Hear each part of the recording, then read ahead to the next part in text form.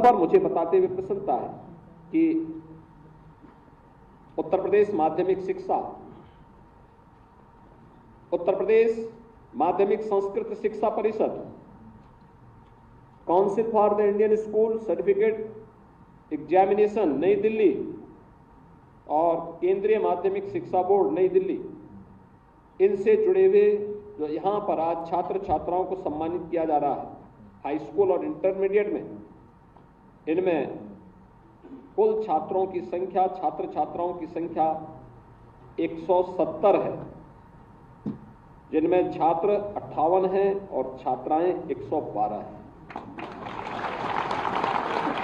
मुझे आश्चर्य होता है, मैं बहुत बार देखता हूं कि अभिभावक छात्रों पे ज्यादा ध्यान देते हैं, छात्राओं की तरफ कम ध्यान देते हैं, यानी बेटे की तरफ ज्यादा ध्यान देते हैं, बेटी की तरफ नहीं देते हैं। लेकिन सफलता बताती है कि बेटी ने ज्यादा लंबी छलांग मारी है और बेटी को ज्यादा ध्यान दिया जाने की आवश्यकता है, उसको ज्यादा प्रोत्साहित किए जाने की आवश्यकता है। देखो, मेरिट में 112 छात्राएं आई हैं और छात्र मात्र 58 आए हैं। इसका मतलब भेदभाव आपका बेकार गया।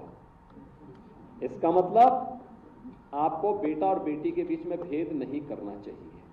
अगर किसी अभिभावक ने किया है तो गलत किया है, जाने अनजाने में किया है तो भी गलत किया है, और इसलिए बेटा और बेटी के बीच में कोई भेद आगे से न करें, बल्कि दोनों को समान रूप से प्रोत्साहित करिए। वे आपका भी नाम करेंगी, प्रदेश का भी करेंगी, अपनी संस्था का भी नाम करेंगे। और मैं सचमुच इन सभी बेटियों को, जिन्होंने 112 बेटियां ऐसी हैं जिन्होंने प्रदेश और देश की मेरिट में अपना स्थान बनाया है, मैं सबसे पहले उनको हृदय से बधाई देता हूं और उनके अभिभावकों को भी हृदय से उनका अभिनंदन करता हूं कि उन्होंने बेटी को पढ़ाने का काम किया। आज वो बेटी नाम कर रही है। और ऐसे ही हमारे 68 छात्र हैं, 58 छात्र हैं जिन्होंने मेरिट की सूची में अपना स्थान बनाया है। कठिन मेहनत की, परिश्रम की। ये सभी चारों बोर्ड का है, माध्यमिक शिक्षा बोर्ड का भी है, संस्कृत बोर्ड का भी है, सीबीएसई का भी है और आईसीएसई का भी है। इसमें उत्तर प्रदेश में हाई स्कूल में उत्तर प्रदेश माध्यमिक शिक्षा परिषद की जो प्रयागराज की हाई स्कूल की परीक्षा हुई थी, इसमें 17 छात्र प्रदेश की मेरिट सूची में आए थे, जिसमें 4 छात्र हैं और 13 छात्राएं हैं। देखिए, आपकी आंखों को खोलने वाला है सब। और इंटरमीडिएट की मेरिट सूची में 14 कुल 36 छात्र छात्राएं थी, जिनमें 14 छात्र हैं और 22 छात्राएं हैं। उत्तर प्रदेश माध्यमिक संस्कृत शिक्षा परिषद की हाई स्कूल की परीक्षा में जो पूर्व मध्यमा द्वितीय वर्ष के रूप में कही जाती है, इसमें 11 छात्र थे, छात्र छात्राएं थी, जिसमें 2 छात्र मेरिट सूची में आए हैं, 9 छात्राएं मेरिट सूची में आए हैं।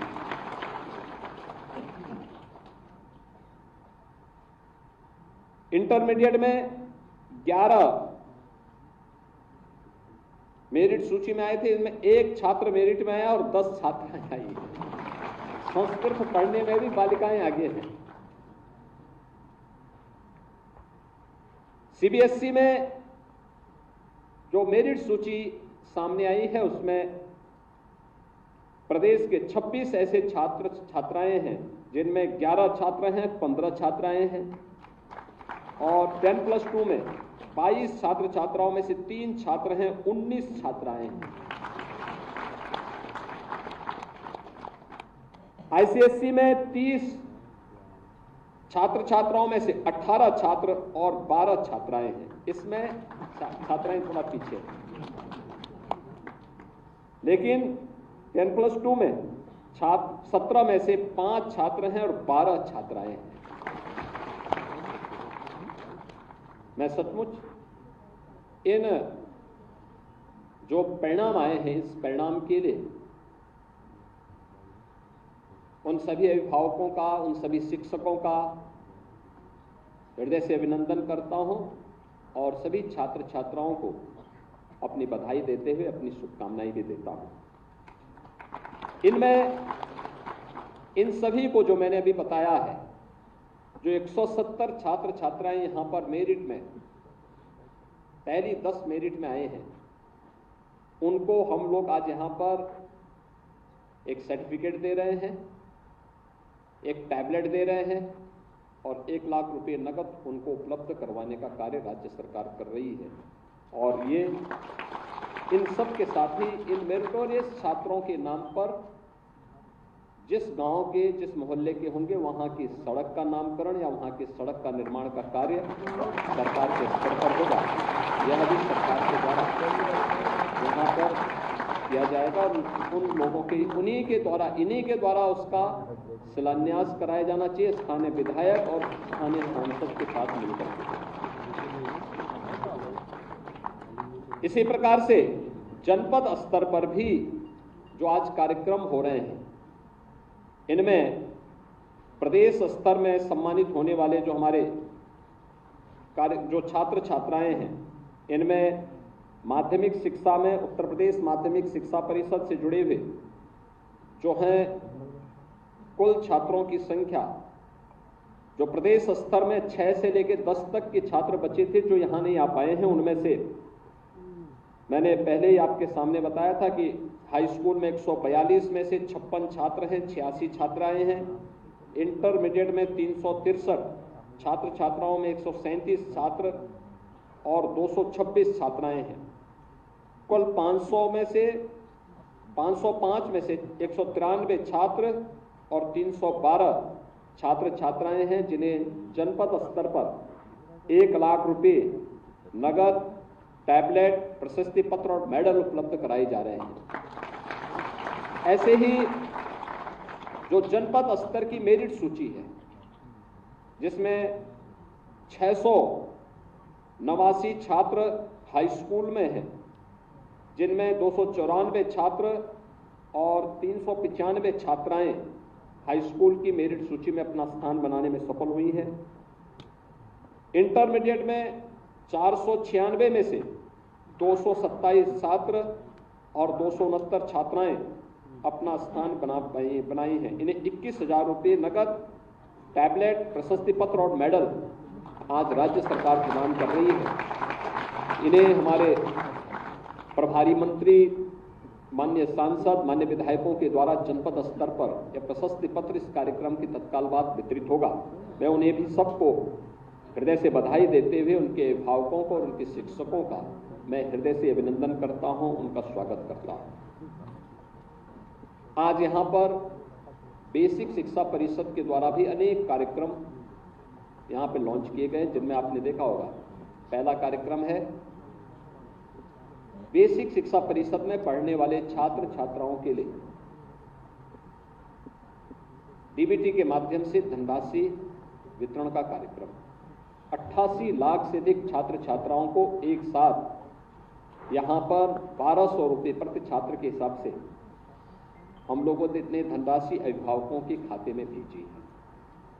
मैं बेसिक शिक्षा परिषद से जुड़े हुए जितने भी बेसिक शिक्षा अधिकारीगण हैं, प्रधानाचार्यगण हैं, शिक्षकगण हैं, उन सब से मैं अनुरोध करूंगा कि उनका दायित्व बनता है कि परसों से स्कूल चलो अभियान प्रारंभ होगा, कोई बच्चा छूटने न पाए। बेसिक शिक्षा परिषद के स्कूल में उसको जरूर एडमिशन कराइए, उसका नामांकन करवाइए और नामांकन करने के बाद प्रयास होना चाहिए कि अगले 15 दिन से 1 महीने के अंदर उसके खाते में फिर डीबीटी के माध्यम से उनके अभिभावकों के खाते में पैसा चला जाए। पैसा जाने के बाद हम अभिभावकों के साथ बैठें और उनसे इस पैसे का उपयोग बच्चे के लिए 2 यूनिफॉर्म, बैग, बुक्स, जूता, मोजा और स्वेटर खरीदने के लिए उन्हें इस बात के लिए तैयार करें। जो यूनिफॉर्म निर्धारित है वह यूनिफॉर्म वे बनाएं। पैसा हम उनके खाते में भेज रहे हैं, पैसा उनके पास आ जाएगा। लगातार सरकार ने इस दिशा में प्रयास प्रारंभ किया, उसके परिणाम आ जाए हैं। बेसिक शिक्षा परिषद ऑपरेशन कायाकल्प, जिसमें जनप्रतिनिधियों की मदद से, प्रशासनिक, पुलिस और शिक्षा विभाग के अधिकारियों की मदद से गांव के या शहरी क्षेत्र के तमाम अन्य महानुभावों की मदद से हम लोगों ने विद्यालयों में आमूलचूल परिवर्तन करने का काम किया। आज परिणाम है कि भारी मात्रा में छात्रों की संख्या बेसिक शिक्षा परिषद के स्कूलों में बढ़ी। आज उसके परिणाम हम सबके सामने हैं। लोग बेसिक शिक्षा परिषद को भी एक आशा भरी निगाहों से देख रहे हैं।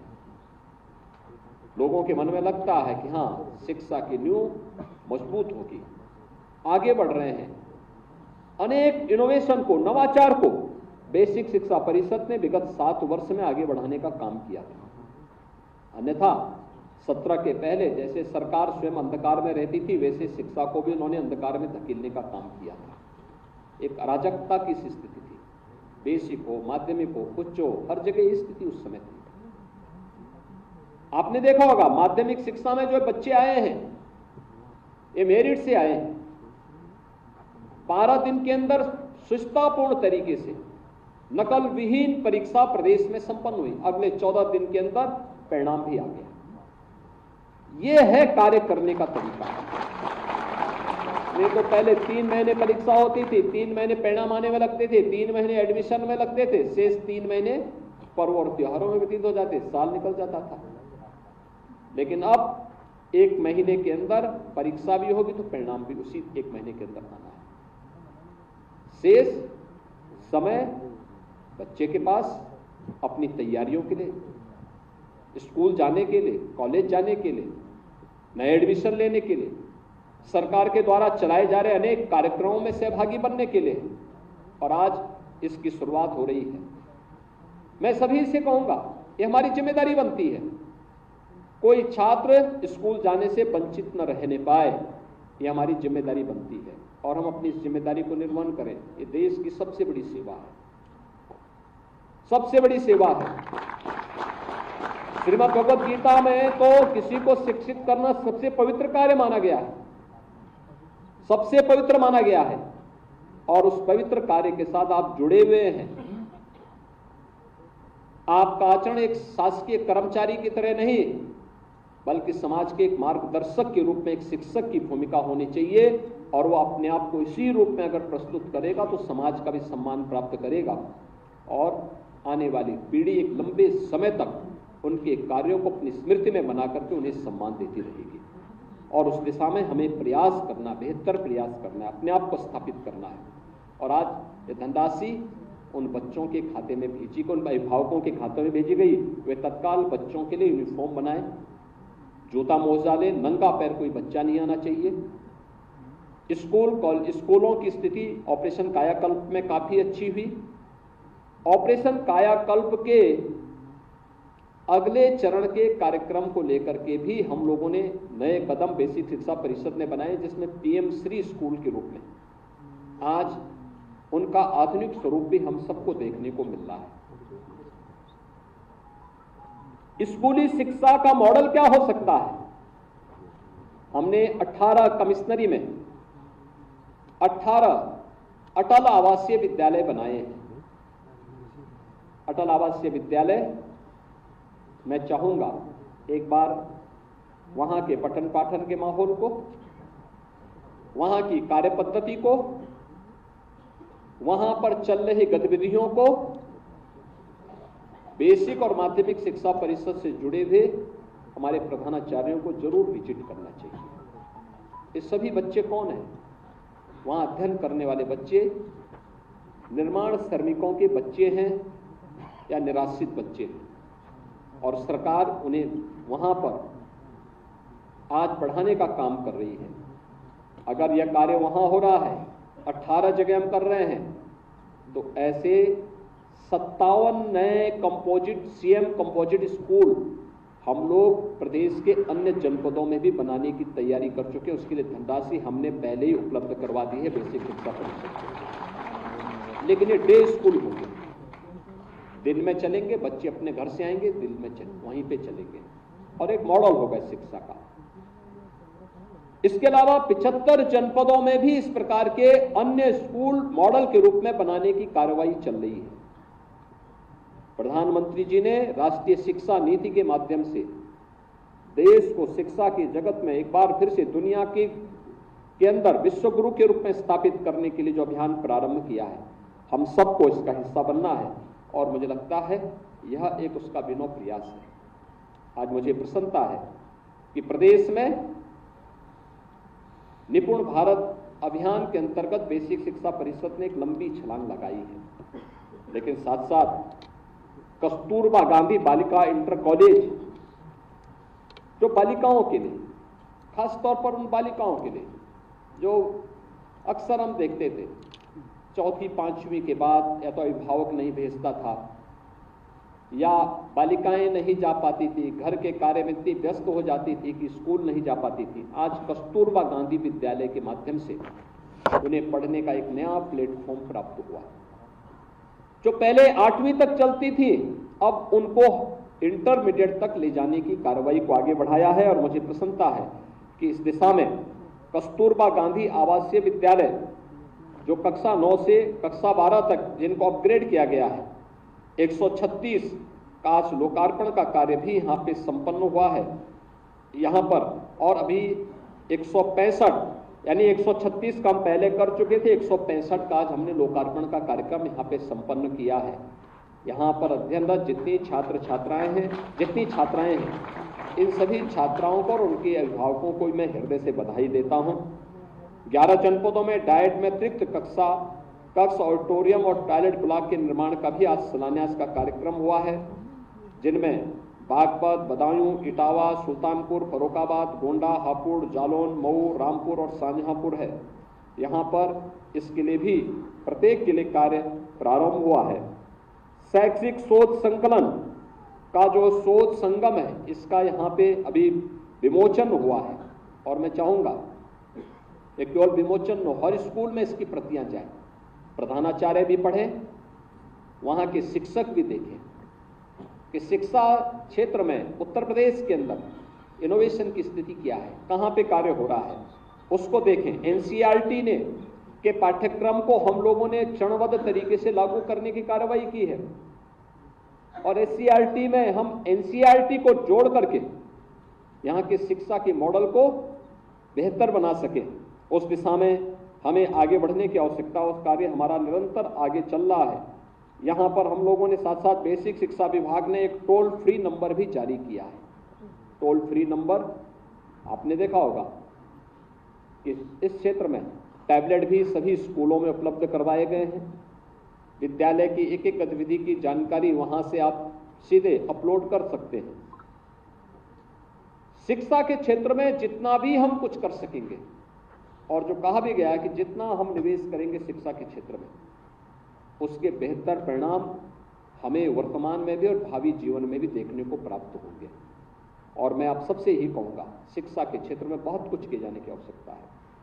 माध्यमिक शिक्षा ने भी काफ़ी इसमें प्रयास प्रारंभ किया है, चाहे वह नकल विहीन परीक्षा हो, मेरिटोरियस छात्रों के सम्मान का कार्यक्रम हो, प्रोजेक्ट अलंकार के माध्यम से गवर्नमेंट जितने भी हमारे कॉलेजेस थे, इंटर कॉलेजेस थे, कितने जर्जर स्थिति में थे, आज उनके नए भवन बन रहे हैं।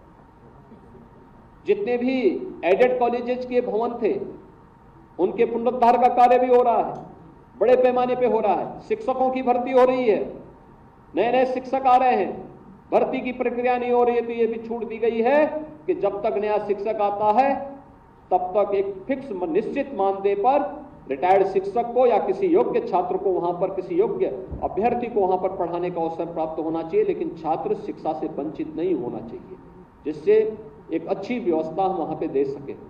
और इस पर निरंतर कार्य हो रहा है शिक्षा के क्षेत्र में। इसलिए जितना भी आप कर सकते हैं, परिश्रम किए जाने की आवश्यकता है। जितना कर सकते हैं, मुझे लगता है वह कम होगा, और वह आपके लिए आने वाले समय के लिए, आपको इस फील्ड में आपने चयन किया है, कोई शिक्षक के रूप में, कोई प्रधानाचार्य के रूप में, कोई शिक्षा अधिकारी के रूप में, इस फील्ड में जितने भी ऐसे छात्र जितने भी ऐसे लोग हैं जिन लोगों ने अपने कैरियर को इस फील्ड में बनाने का काम किया है, उनसे मैं कहूँगा बहुत कुछ करना है। उत्तर प्रदेश देश का शिक्षा का केंद्र बिंदु कभी हुआ करता है, फिर से देश के अंदर इसको आगे बढ़ाना ही है, लेकिन भारत को शिक्षा के क्षेत्र में विश्व गुरु के रूप में स्थापित करने की प्रधानमंत्री जी के विजन को आगे बढ़ाने का काम हम सब मिलकर के करेंगे। इस विश्वास के साथ आज के इस समारोह में जिन छात्र छात्राओं को यहां सम्मानित किया गया है या भी किया जाएगा, उन सबको, उनके अभिभावकों को मैं हृदय से बधाई देता हूं, उनका मैं अभिनंदन करता हूं, उनके प्रति मैं अपनी शुभकामनाएं देता हूं और आगे भी पूरी सुचितापूर्ण तरीके से नकल विहीन परीक्षा हो, प्रॉपर क्लास चले, हमारे विद्यालय इनोवेशन के और रिसर्च के नए सेंटर के रूप में स्थापित हो, हमारे छात्र छात्राओं के अंदर कठिन से कठिन चुनौती से जूझने का एक जज्बा हो, इसके लिए हम अपने आप को तैयार कर सकेंगे। इस विश्वास के साथ आप सबके प्रति मैं अपनी मंगलमय शुभकामनाएं देता हूं। धन्यवाद। जय हिंद। बहुत बहुत